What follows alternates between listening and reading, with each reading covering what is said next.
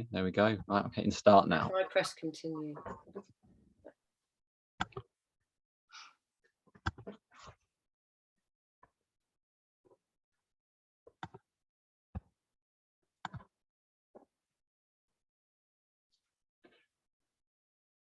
Hi, folks. I'm watching the attendee numbers creep up. We're already at 50. I know there's about 150 registered, so I'll just give the internet a moment to let everybody through the doors.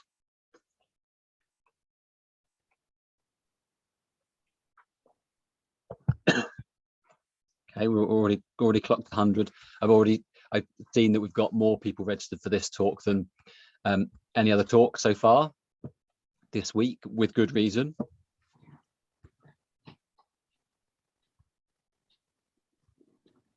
Whilst you're waiting, folks, you'll see at the bottom of the screen you've got a chat button where you can send messages. If you at the bottom of that, you'll see there's a bit that says to everyone. If you make sure you change that to sorry, it probably says to hosts and panelists at the moment. If you change it to everyone, that means that we can all see your messages. And we've obviously got some regulars, because what we usually get people to do is tell us where you're dialing in from, so we can see where in the world you are. All the Brits tonight. We've got last night's excellent host, Dave, down in Oxfordshire, Bristol, Manchester, Edinburgh, Cambridgeshire, Winchester, Suffolk. 2 from Winchester, you guys should hang out. Jersey, good. Belgium, got some overseas. Excellent, good Leeds contingent. We like this. And listen, we're well over 100 people already. I think there'll be a couple more trickling in, but what I'll do is I'll start doing a little introduction, and that gives the last few people plenty of time to get here before the main event begins.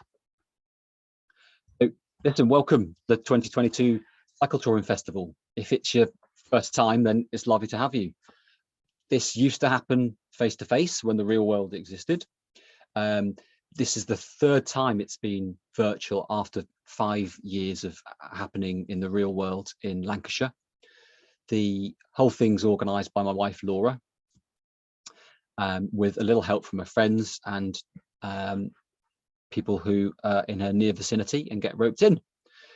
For those of you that have been before, welcome back. Hope you're enjoying it so far. You're in for a real treat this evening. Tonight we're joined by Hannah Reynolds, writer, author and presenter.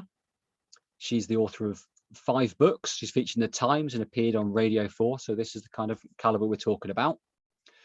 Her books include The Beginner's Guide, Get on Your Bike, Sporty Preparation Book, Fitter, Further, Faster, a beautiful guide to riding San Malo to Nice, which you can win this evening, and a soon-to-be published guide to Land's End John O'Groats. And of course, the topic of tonight's talk, 1001 cycling tips. Now, you hear from Hannah in a minute, but first a little bit of housekeeping and an explanation of how you can win those books. First off, as mentioned, the festival is organised by my wife, and part of the ethos of it is that we don't want money to be a barrier to it. So it's all open access and free to attend, but there are some costs to running it, web hosting, Zoom hosting, and Laura started paying someone to help with a little bit with the admin of it to keep her sane. So if you're able to donate, then that would be fantastic. I'll put the link in the chat, but it's just festival/donate. Suggested amounts of £5 for a talk, or if you're £20 for the whole week, and that's per household. You don't have to pay if there are 2 or 10 of you in a house. Just to say, Hannah's probably going to talk for about half an hour, so there'll be plenty of time for questions at the end, or indeed during it, which you'll see from the format. If you do have a question, then use the Q&A button at the bottom of your screen rather than the chat. The chat, it won't be possible for Hannah to keep tabs on what's going on in the chat throughout the talk, but I'll pick up those questions and pick out some to read to her. So use the Q&A for questions, chat just for talking to everyone else in the audience. And as I said at the beginning, make sure when you're on that chat thing, if it says at the bottom to hosts and panelists, change that to everybody if you want other people in the audience to see. And final bit of housekeeping is I've got set up the live transcripts. You'll probably see like subtitles at the bottom of the screen for those that need it. most people should be able to turn that off. If you don't like it, find it distracting, just click on the live transcript button at the bottom. I'm afraid if you're on an iPhone or an iPad, then I'm told you can't turn it off, so I'm very sorry. Right, last thing before I hand over to Ms. Reynolds, the competition. Hannah's kindly offering 3 books this evening, 2 copies of a new one, 1001 Cycling Tips, and a copy of France on Velo, the guide to San Malo to Nice. The prizes are going to go to the people with the best tips. So if you've got cycling and touring related tips, put them into the chat box, or if you think of one later, you can put it on social media, on our Facebook page or on Twitter, as long as you tag in Cycle Tour Fest. And by tomorrow, Hannah's going to pick the 3 best. I'll find your contact details from the Zoom registration or your social media handles. We'll get in touch and sort out posting you some books. Enough from me. I'm going to hand over to Hannah to talk to you about tips. Over to you, Hannah. Oh, thanks for that brilliant introduction, Tim, and thank you for inviting me to be here tonight. This is a strange one for me. I really love talking to live audiences. Obviously, you are all very much alive, but I'm sat here in my very untidy little office and can't really see your faces and see your reactions. So we're going to get through the tips part. I'm going to share some of my favourite tips from the books, share some of my reasons for writing the book, and then we'll get to the end and we'll share all your tips, because having looked at the social media already today, there are some brilliant tips, and my 1001 cycling tips is rapidly turning into at least 2002, just from all the extra ideas that are coming on board tonight. So yeah, as I said, my slides are not the most inspirational because I'm not that great with making things look pretty, but hopefully I'll find a few things to entertain you along the way. So yeah, another book of cycling tips. There are so many cycling tips in the world. Why this one? I was asked to write it by Vertebrae, and for some reason in life we always like to have nice round numbers, and 1001 is better than 999. So 1001 it is, and I actually ended up writing more and having to cut some. So yeah, there's plenty more than 1001 cycling tips in the world. This is just a real taster of all the things that people learn and pick up on their journey through cycling. I didn't ingeniously and cleverly come up with 1001 cycling tips. I think there's probably only a handful in there that I can genuinely say are created through my own experiences or my own ingenuity. Most of the time, it's about being I guess a conduit for all the many experts in cycling. You know, I've been very lucky during my cycling life to meet professional bike riders and coaches and fellow cycling guides and club riders, and being taken under the wing of the old boys from the cycling club who used to grab me by the scruff of my neck and shove me around in the bunch on the club run on Saturday morning. So they've come from all over, and I fondly expect people to criticize them, disagree with them, pick holes in them, and have much, much better ways of doing it themselves. But hopefully for everyone, there'll be something that they'll just go, yeah, she's right about that. And there'll be something where you go, oh, that might be a better way of doing it than I've been doing it all along. So we'll see at the end if I've managed to do that for anyone. So, as always, slides don't move when you want them to. Right, I've got a real thing about this book called The Rules. It slightly annoys me, and I'm sorry, fellow Minati, and I really hope your people don't come after the Cycle Touring Festival for me saying this in public, but I don't think that cycling should have rules. It's one of the most inclusive, global, warm, friendly, open sports there is, and the last thing we need is rules that stop you from just getting on, riding your bike and having a good time in whatever way that means for you. So my very first tip in the whole book was the only thing you need to be a cyclist is a bike. You don't need to have any of these outlandish things about sock heights or certain brands or certain types of bike for certain activities. Yeah, we all get into it. You know, I'm a closet cycle snob sometimes. I've got my collection of bikes for cross and cycle touring and road racing and mountain biking, and yeah, we all love some of those things about the rules and some of the kind of things that help identify us as being part of the club of cycling. But we shouldn't have anything that stops someone from riding a bike and being a cyclist if that's what they want to be. And then the only other tip in the book that I think really matters to me is cycling as a way of life. And I've never been more certain of that than I am now as a parent to a 30-year-old. My cycling history was I got into cycling at university. The crowd of people that I met were very elite in their own sport. One of them went on to coach the GB track team when they won loads of medals. Another one raced in the world as a mountain biker. And I had no idea of the caliber of people I'd accidentally made friends with in the student union one night. So when they took me out on my bike and sort of started showing me how to do it, I didn't realize that at the time I was being lucky enough to learn from, some of the best people around. So my start was in racing, lots of different disciplines, road and cyclocross and mountain biking. And then when I was in my mid-20s, I took 3 months off work and went off cycle touring around France. Then I got back and I did a bit more racing, and I did 24-hour mountain bike racing.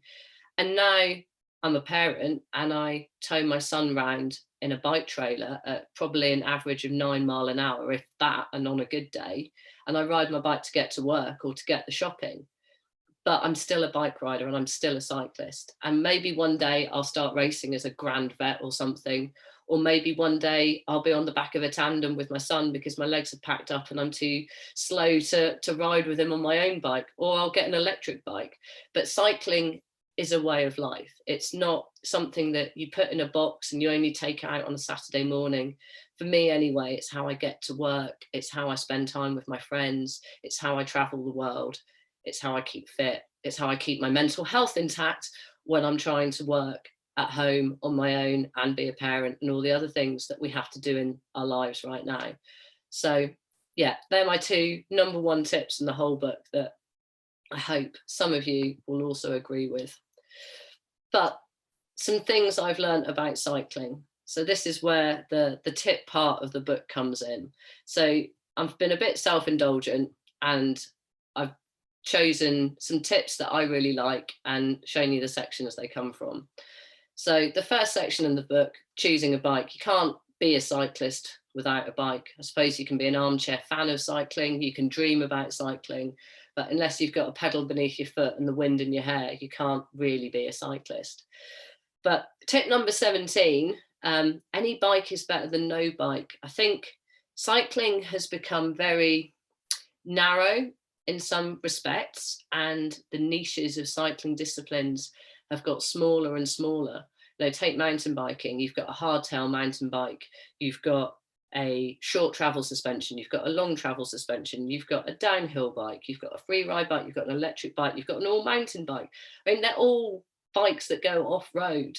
So does it matter? Yes, it does to a lot of people. And if you're very serious about your discipline, but at the end of the day, any bike is better than no bike. Just get on a bike and ride it. And I chose this photo to illustrate the point because, that looks, well, depending on your skill level and your interest, that could be anything from a really good gravel ride to a really good bit of single track on a full suspension mountain bike. But there he is with his bike touring gear on the drops, clattering down a beautiful bit of hillside.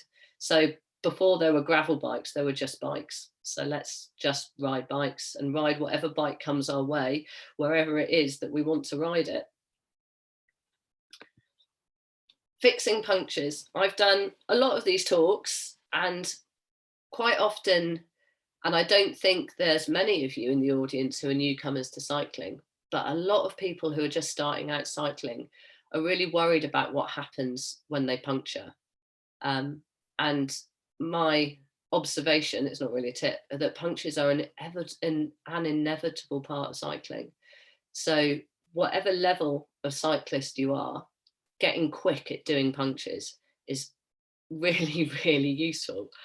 No one wants to be the person in the pouring rain who's holding up their mates because they're fumbling around unable to do it. But we never practice it, until it happens. And invariably, it happens on the day when it's freezing cold, it's pouring with rain, your hands are numb, and that inner tube that you've been carrying around for months and months and months, thinking that you're really prepared, is full of grit and water from your saddlebag and might have already had a hole rubbed through it. So my tip is that you actually practice things at home when you don't need to do them. When I was a student, I mentioned them before, I had some very high caliber cycling friends who were obsessed with their racing performance. So of an evening, when all the other students were down the student union, you know, having a few pints, my mountain bike friends, who had to be self-sufficient in their races, were at home timing each other for how quick they could change an inner tube. And I think that was actually one of the most useful things I ever learned, and how to do it without tire levers. But by practicing it at home, in the warmth of your house, under no pressure, when you've got someone there to help you, you've got someone there to show you the best way of doing it, is so much better than having to work it out for yourself in the pouring rain by the side of the road. So I know many of you here aren't beginners, but if you've got one thing that you can help a new cyclist with, whether it's someone who's just started riding to work for the first time or getting into cycling as a sport, show them how to fix a puncture and help them practice before they need it, because it does so much for your confidence and your empowerment when you know that you're going to be able to get to work on time, because if that inevitable puncture happens, you've got the means of fixing it.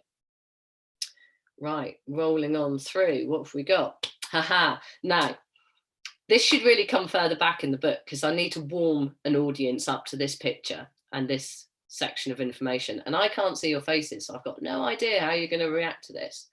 But bodily functions, I think, was the chapter of the book I found it easiest to write. Cycling's a very visceral sport. You know, we fall off, we crash, we bleed, we sweat, we cry. I cry holding a wheel into a headwind when things go wrong, when you're touring on your own and you've not had a cup of tea or an English conversation for 3 weeks. Tears are part of cycling. Snot, you know, really unpleasant in pre-COVID times, even more so now. But, you know, every bike rider's got that little trick of closing off a nostril and expelling a little snot rocket, and worse. And that's why I chose this picture, because this was from a 24-hour mountain bike race where I'd calculated how long it would take me to go for a wee. And in the spirit of competition, I opted to go in my shorts that day, which is rather unpleasant. And I can't believe I'm sharing that with you. But my tip that came out of that is your shoes will never, ever smell the same again, and only ever do it when it's raining. But in all seriousness, the bodily functions part of cycling, particularly for female cyclists, and if you ride with women and you're a man, really, really think about what that means. So many female cyclists, when you get them together, we talk about how you go for a wee, how your bib shorts work, where you go for a wee. When you lads are stood there by the side of the road, it's the easiest thing to, you know, just get on with it. Whereas women are on, you know, a 3-mile trek over a stile and through a field of waist-high thistles to kind of juggle with their bib shorts. So bodily functions for many bike riders are a barrier to feeling comfortable cycling. So that's why I wanted to put this slide in, so that we can all talk about it later, because I've just shared with you one of the most embarrassing things. So nothing anyone else is going to say is barred now. I've opened the floodgates on the bodily functions conversation, and saddle sores. That's the other one that everyone always wants to talk about. So let's see what comes next. See, change of scenery, change of pace. Cycling cafes. Cycling cafes have become a bit of obsession with cycling, and cycling cafes have grown exponentially. Every little town and village you go through now has got a cafe that says it's a cycling cafe. So how do you know if it's a cycling cafe or a cafe for cyclists? Because in my mind, they're subtly different.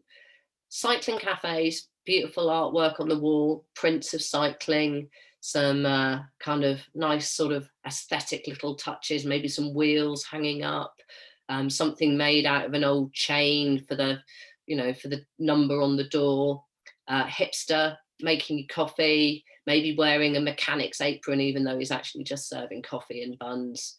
But that's not a cycling cafe. That's not a cyclist's cafe. Subtle difference.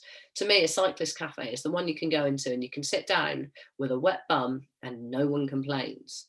Or whether the proprietor comes running out with newspaper for you and lets you hang your wet jackets up, or stokes up the fire so you can warm your hands. And they're very, very different. But if you find a really good cafe, you can guarantee other cyclists will find it too. But my tip from the cycling cafe section was given to me by a very good friend. Some of you may remember his name. He was John Ibbotson. He was a professional cyclist and sadly died very young, just at the end of his cycling career, when he was about to go on to retire from cycling and become a coach. But I used to ride with him a lot, and he always used to tell me calories consumed when cycling don't count.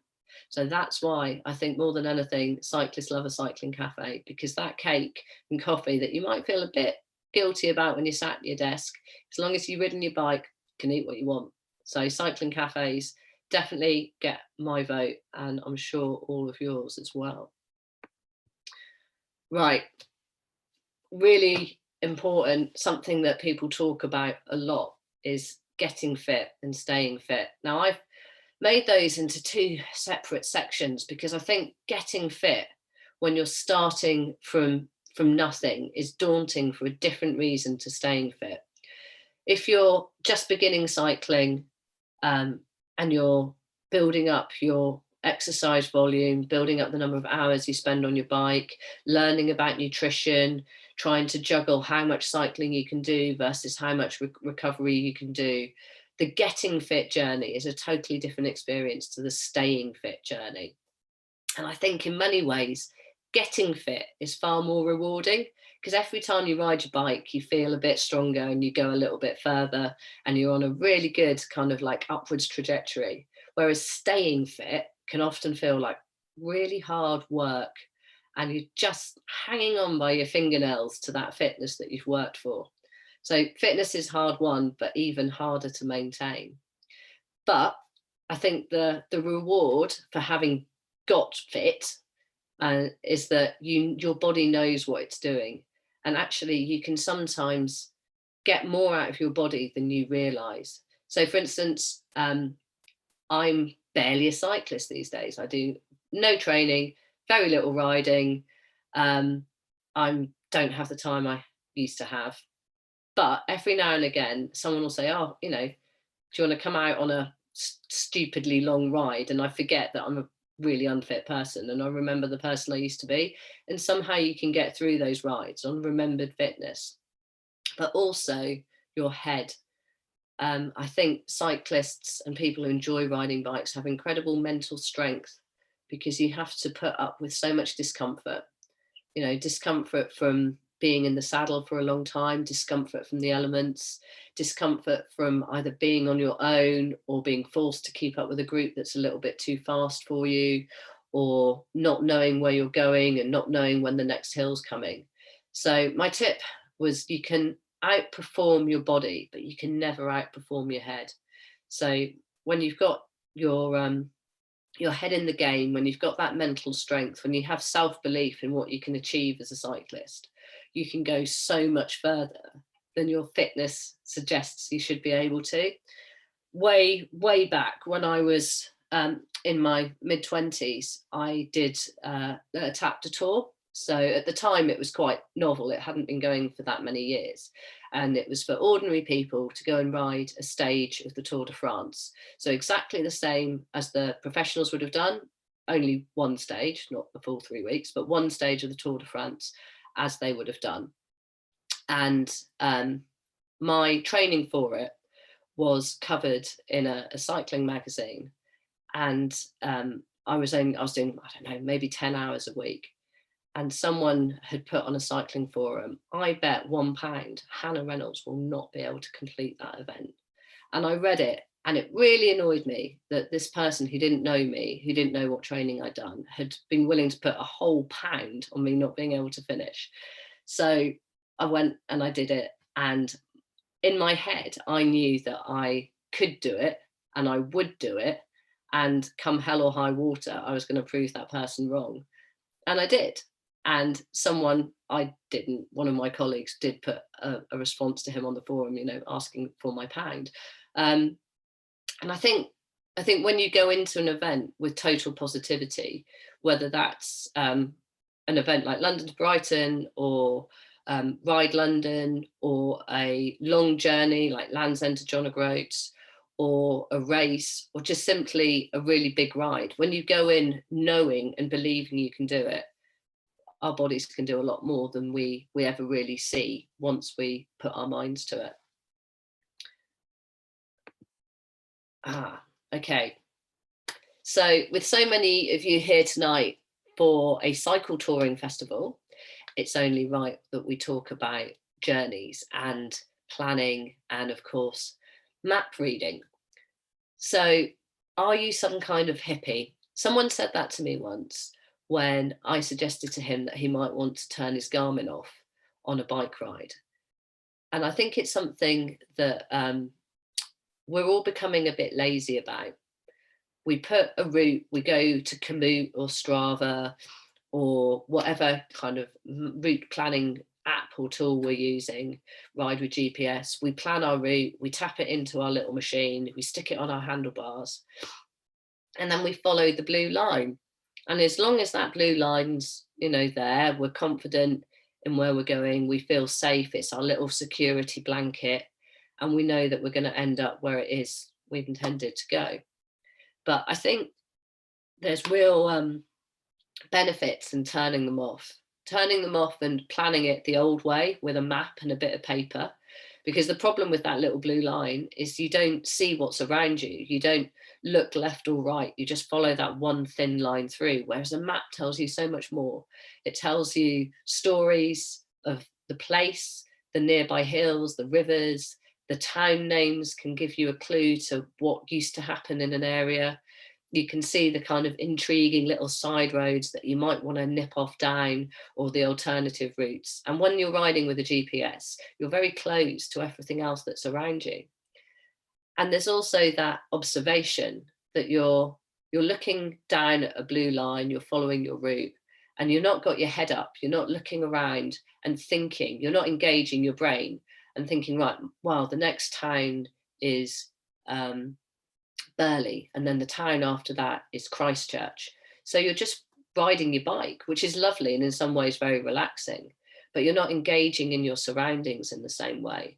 When I first started cycling, to plan a route, I'd write a list of town names and put it on a bit of masking tape and put it on my top tube. And that's how I get through a journey. I'd like tick off each town name as I went through. And I think it makes you much more aware of where you are. And also the dependency on Garmin's or other GPS devices can be really, it can really encourage people to sort of shut their brains off. I do a lot of cycle guiding, and we've had some hilarious stories.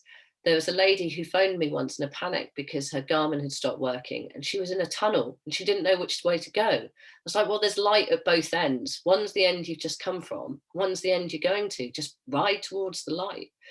Or the people who followed their Garmin to clearly the wrong place and they're riding around in circles. And I say to people quite often, that the GPS is a brilliant brain, but the brain you've got is much bigger. So it's a useful tool and a bad master. Or as my mum would have put it, if your Garmin told you to jump off a cliff, would you do it?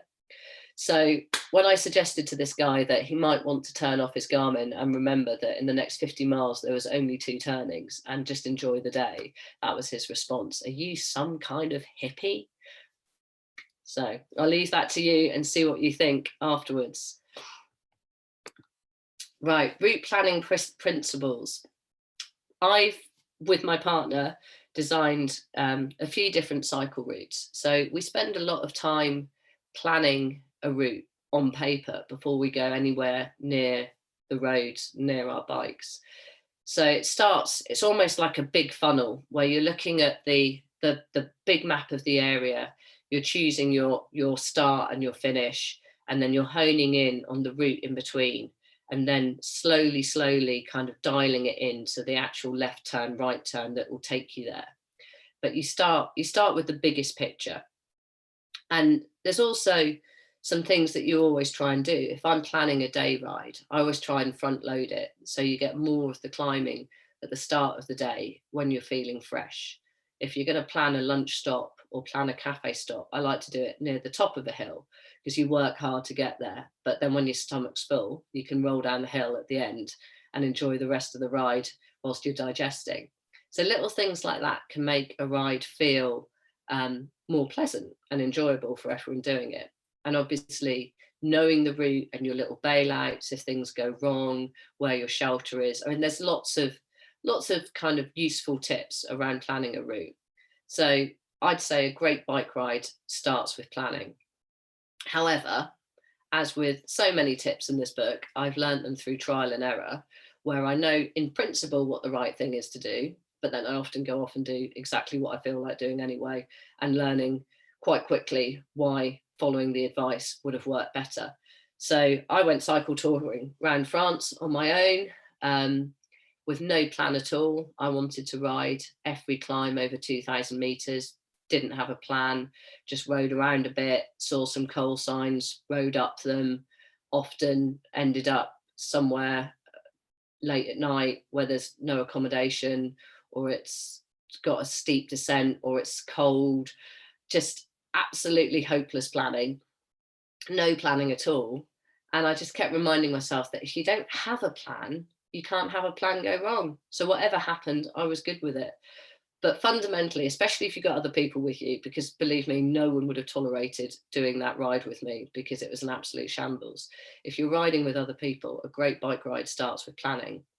But then the best laid plans as always. So I ride a lot in France, and the French have absolutely beautiful road surfaces. And the reason they have absolutely beautiful road surfaces is they dig them up and relay them constantly. So every time I've done a route in France, there's always been a route barré where someone is relaying the road. And turning back is a really difficult thing to do. 99% of the time, I think when you see a road close sign, you can squeeze through. And I have a few occasions, I've actually once got a lift in the cab of a dumper truck where I couldn't have cycled through it, but the bloke took pity on me and put my bike in the scoop and drove me through to the other side. 99% of the time you can get through. But the worst thing for a cyclist is when you're turning back, when you reach a point where you think, no, I can't get through, I cannot make this route work, I'm going to have to turn back. And going back over miles that you've already ridden is horribly painful. And it certainly resulted in me doing some very silly things like wading through rivers in my socks, holding my carbon-soled cycling shoes in my other hand. So I don't actually know what the tip is here, other than be a more mindful person than I am and be more willing to make those backwards turns, and be safe, and don't try and climb down a cliff because there's a road close sign. Just accept those extra miles as bonus training. Right. Traveling by bike is one of my passions, and I imagine everyone here, it's your passion as well. And it takes you out of your normal life. It takes you out of your everyday experiences, and you can put aside for a little while some of the kind of the cultural things and the social obligations that you get used to in the society and with the people that you normally live and work with. And I think one of the things I've learned through my traveling by bike is to actually trust the people that you meet. And often you get your best experiences when you open up to the people around you. And that is also one of the joys of cycling. When you turn up in a town or a village by bike, it opens up conversations. People will come and ask you how far you've been and how far you're going and where you're going to sleep that night and what's your bike like. And when you're there on your own, especially, that gives you your chance to make new friends and to interact with people and get to know people in a way that you don't when you're driving through in a car, or you arrive on a tour bus and get shown around and then bundled back on the tour bus. It's a different pace, and people accept you in all types of social communities differently when you arrive by bike under your own steam. And I've arrived in Châteauneuf-du-Pape in France, covered head to toe in kind of road grime and greasy hands from changing a tyre at a really beautiful hotel. And they've seen my bike, and the hotelier was like, no, we must look after your bike. Your bike is so special. This is your companion. And he's taken my bike down to a cellar full of some of the finest wines and found it a perfect place for the night in a hotel that I wouldn't even have expected to be let in the door looking the way I did.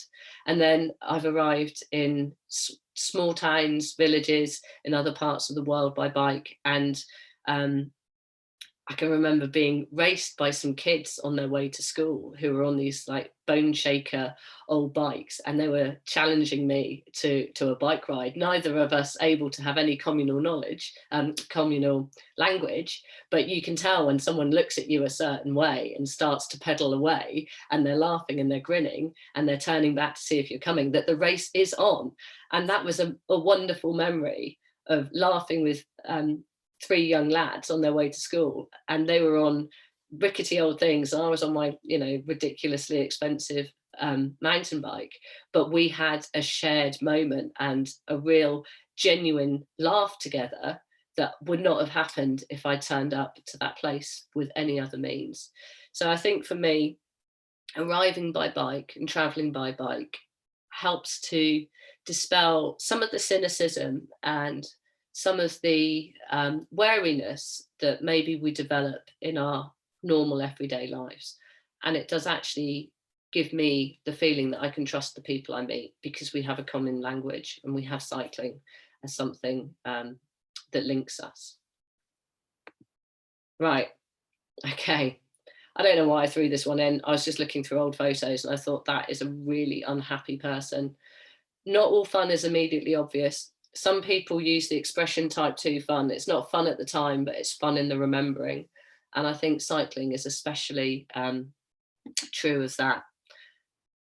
And then my final tip is don't wear white. Whoever cursed me with that white skin suit, never looked the same after that day. But then my final tip of all, my 1001 tip, was you'll never regret a bike ride. And I can honestly say, I don't think I ever have. That every time I've gone out on my bike, whether it's because I had to, because I wanted to, because I felt miserable and I needed a bike to cheer me up, because I felt happy and I wanted a bike ride to enjoy the world, I don't think there's ever been a time when I've got on my bike and regretted it. So I guess the tip from there is just ride your bike, whether you're sad and you need something to lift you up, whether you're happy and you need something to celebrate life. Whatever the emotion, riding your bike's only going to make it better.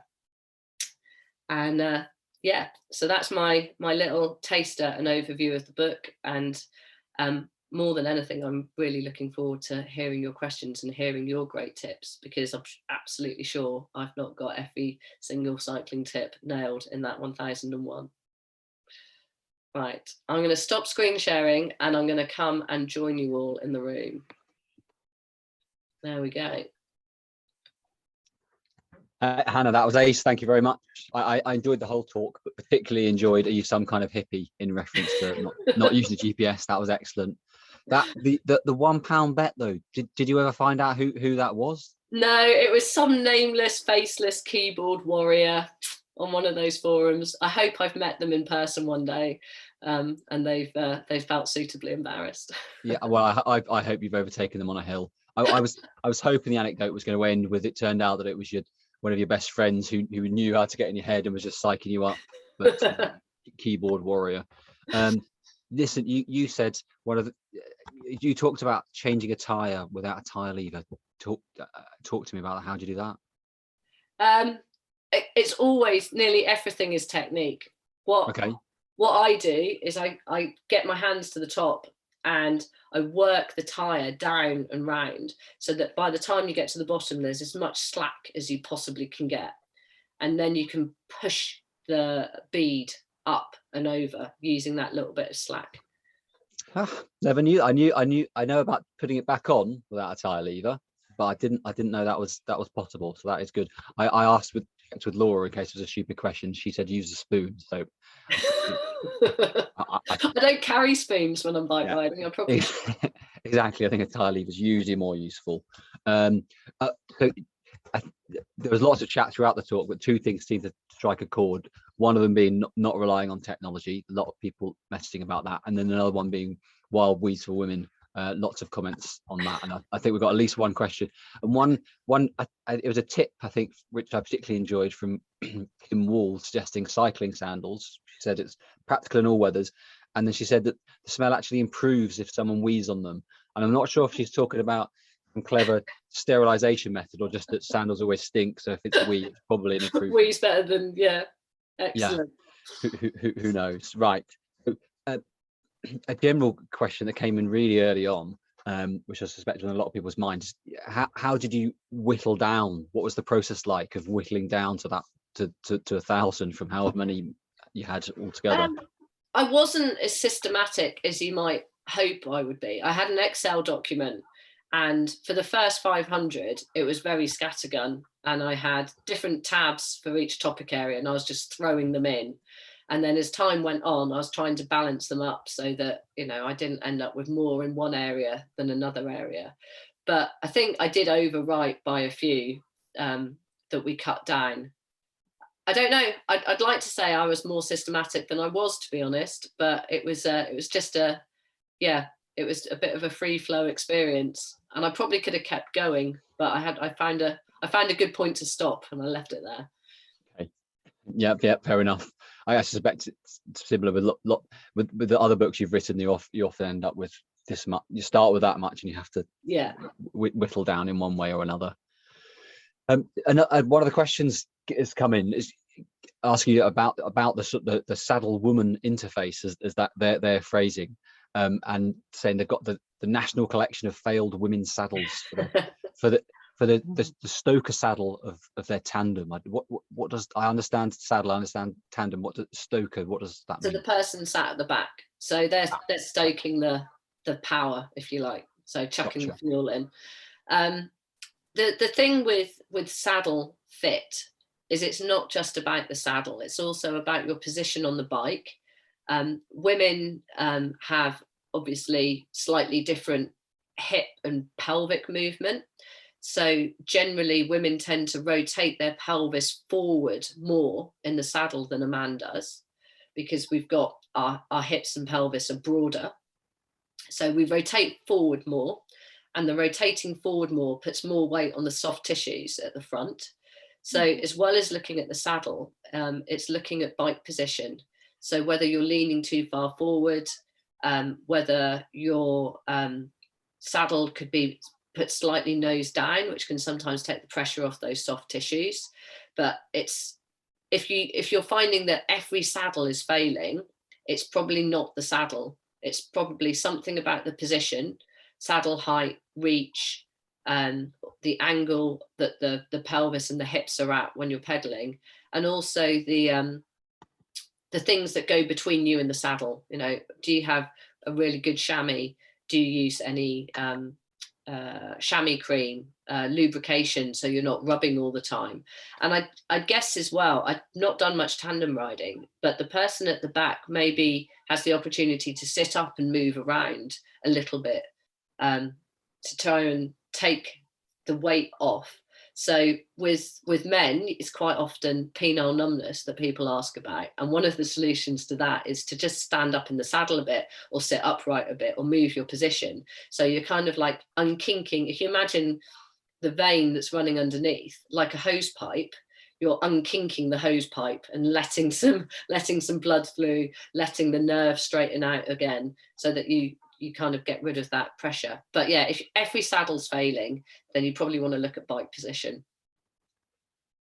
That was an excellent answer, Hannah. When you started with obviously, you and then went on to talk about women cycling, I thought you were going to go for the obvious different bits. That's why I was nodding my head. And then you started talking about pelvis and movement, and then you probably saw just my face drop. I was like, no, I did not know that. It is all connected. It is all connected. Like, women have more of their soft tissue and their nerve endings at the kind of the front. I'm getting a bit graphic with my hand actions here. Whereas if you think about men, it's the perineum at the back where your nerves and your veins are. Whereas for the women, it's further forward. So how we sit on the saddle and where that weight goes can have a real impact in how comfort is. Okay, that's good. And I had to smile halfway through the answer, because when you were talking about dipping the front of the saddle down, because Laura's bike, I don't know, we still can't decide if it's through design or if it's just crept up over time, but if that's the front of her bike that way, her saddle's like this, it's really like she's falling off backwards. And I think she claims it's by design, but I think it's just got a loose bolt and over the years, but now she's too stubborn to change it. So if it hurts, it's her fault. Right. And there's a couple more questions here to go through, so I'll just keep cracking on. Question from Alan asking about cycle safety, and saying he didn't used to worry about it, but now he thinks about it constantly, but with camping in particular, and stealth camping, and whether he had any tips for stealth camping safely. I think there's a few different approaches. I feel safer when I'm further away from where people are likely to be. Some people feel less comfortable in that environment because they want to be near where they could get help if they needed it. So I think that's kind of a bit of a personal judgment. I've camped in some very odd places. I camped in a like a park on the edge of town before, and that was probably the place where I felt most uncomfortable because people were walking through it. Whereas when you're out in a field or in a wood and further away, then you feel like you're less disturbed and therefore less likely to attract attention. However, if you attract attention, you are further away from people who might help you. Obviously it depends on the country you're in, maybe, and the environment of the area you're in. I've never had problems. Of course, I've had moments in the dead of night on my own feeling uncomfortable, but that's more often than not been, something playing in my own mind than the actual situation I'm in. I used to tie my bike with a bit of string to the end of my bivvy, so if anyone tried to pull my bike away, it would shake the bivvy, and then I'd be able to, I don't know what I'd actually do, dash out and say no. So that was my really pathetic security tip. And one night I thought a fox was licking my face, and it's probably someone's dog out for an evening walk. So yeah, I don't know. I honestly, it's such a difficult one. But I think you've just got to use your own judgment in the area that you're in. And if you don't feel comfortable, listen to your gut and move on, because there'll be something at the periphery of your vision or something that's happened that you've maybe even not consciously absorbed that's telling you that this isn't the right place, and go find somewhere else. Yeah, okay. I think that would sort of, I've never heard the string to the bivvy tip. I love that. Even if it's just for your own peace of mind that your bike's there, or you'd feel it. But the general thing, that balance between somewhere populated being easier to get help but more likely to run into somebody. And I think cycling is harder than if you're walking with a bivvy bag. It's dead easy to hide. You get a long way off the road, can't you? And you can and hunker down. But your tent and a bike, they're a bit trickier.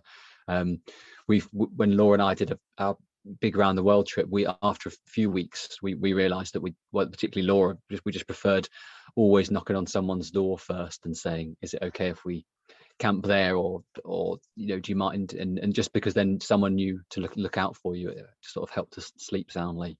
Yeah, that's a really good idea. Following on, not directly linked to the saddle question, but not unrelated either. Question from Matthew asking about whether you think it's worth getting a proper bike fit, as opposed to just doing it yourself, or choosing small, medium, or large. Whatever, do you have any thoughts on that?